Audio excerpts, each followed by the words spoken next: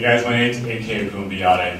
So about 4 years ago, I was starting to teach myself French. Now, I love the French language because it's such a beautiful language, and I also love it because it gives me an ability to talk and connect with so many people around the world.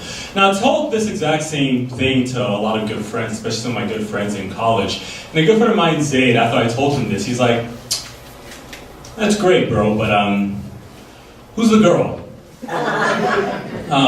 Anyways, a couple years ago, it was nearing the end of my 4 years of medical school. I knew I'd have a little bit of time at the end to be able to travel for language immersion. So I started thinking about ways in which I can go to France and spend a little bit of time there. So I started looking at some French immersion programs. But then after I saw the price tag of some of these programs, my broke ass decided to look somewhere else for places for immersion programs. Luckily, around that time, a good friend of mine told me about this website called workaway.info. It's a really cool website where you can find different families all over the world in which they allow you to stay, spend time with them, learn about their culture. All they ask you in return is for just helping out with something.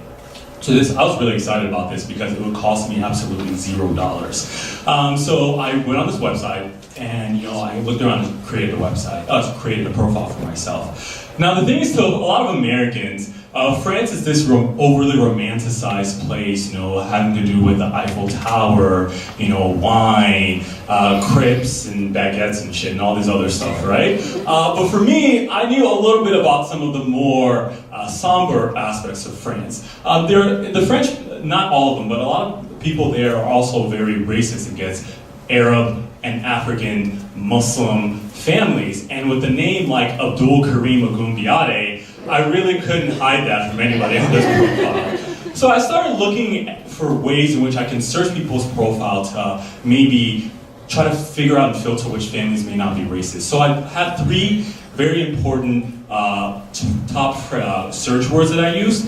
One was open-minded, the second was world traveler, and the third and most important was chicken tikka masala. They may be wondering why chicken tikka masala. And for me, I figured, hey, if they like chicken tikka masala so much that they mentioned in their profile, there's no way in hell that they were actually racist. Anyways, I created my profile, and after sending out a barrage of different messages to different families, I eventually got a response from a family in which they invited me to stay with them. So I initially went to their website and saw who these people were. And I was very, very excited to find out it was a white French couple that adopted a Vietnamese daughter. They lived in a small French town called Echognac that had a population size of 300 people. My first question when I saw this was, what are the odds there's another black person in this town? Now, I often ask myself that same question when I walk around Lincoln Park as well. Anyways, after I looked at this website, looked at their profile, I started playing the games of pros and cons. I'm like, this probably would be an amazing experience being in France, living in the middle of nowhere. On the flip side, especially nowadays, what if it's like some Get Out type stuff that happens, I don't really know. For those who watched the movie, you know what I'm talking about. Anyways, I was kind of afraid. I'm someone who's not used to taking these big risks, but at the end, I eventually decided to do it. I'm gonna put myself out there and do this. So in April 2016, packed up my bags and shipped out and eventually went to Echognac, this small little Beauty and the Beast-like town.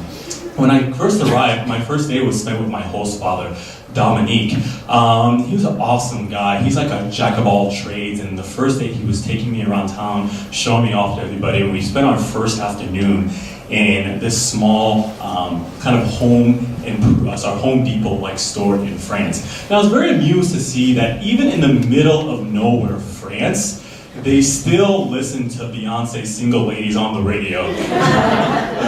So the rest of the day, we went around town. I helped him with the various tasks he did, from trimming trees to pulling up weeds and other things as well. At the end, we met his wife, and then later on, we also met my little best friend while they were their little daughter, Eloise. Now, Eloise was this 8-year-old that's very, very spunky, and she had no qualms telling me that my French sucked, and then correcting me and laughing at my French whenever I spoke. Now, Eloise, she's Vietnamese, like I mentioned, right? And before I got to town, this is the only person of color in this town. So effectively, when I got to town, we doubled the diversity of the town. Sometimes her parents would take me around the town. They would leave her in my care, and we would walk around the town, just me and Eloise, hand in hand, walking around the town. And then, she was too young to notice anything, but I was very amused when we were walking around and seeing like the random white French people looking at us. And then looking away as soon as we looked over, wondering how the fuck their town became so diverse so quickly. Now, for me, Eloise, she was amazing. She taught me so much by just correcting me, because little kids do that. They don't really care, they just want to be your best friend. But she also reminded me of how annoying sometimes little kids can be. Every day without failure, she would come up to me, she'd say, Karim, je vais regarder la Reine de Neige, which translates to, Kareem, I want to watch Frozen. Every day. Now, after a little while, I got, a little tired. And, I don't, this is not my best moment, but at some point one day, I was like, Eloise, listen, can we take a step back and maybe watch some Lion King, or maybe learn a bit about East Asia and some of like Asian culture and watch Mulan?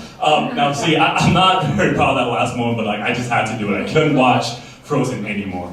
But anyways, towards my time with the family was amazing, so I would do anything that they did. Everything from working the gardens, helping them to make this wall that they were building for the cottage on the other side of the street. Everything with them. Although the work was hard, I learned that it was very, very gratifying. At the end of the day, although I was pooped and extremely tired, at the end of the day we just have conversations about the state of the world and how things were on my side of the world. And I remember one day,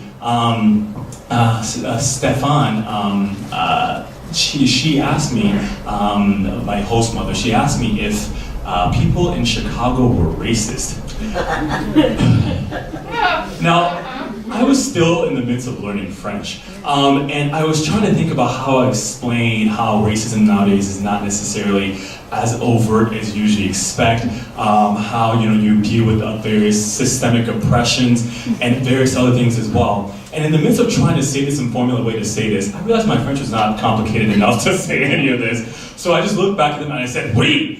As much emphasis as I could, and moved on with the conversation. Now, all our conversations were not as intense as that one. Most were very, very lighthearted. And what I gained most from this is learning a lot about these people who I've never met. And I was the first Nigerian American Muslim person who they'd ever met, so I probably squashed any stereotypes or misconceptions they had. Well, maybe not everyone. I was okay with them thinking I was a Nigerian prince. But for me, this experience was amazing. It was one of the biggest risks I ever taken, and put me in took me way out of my comfort zone.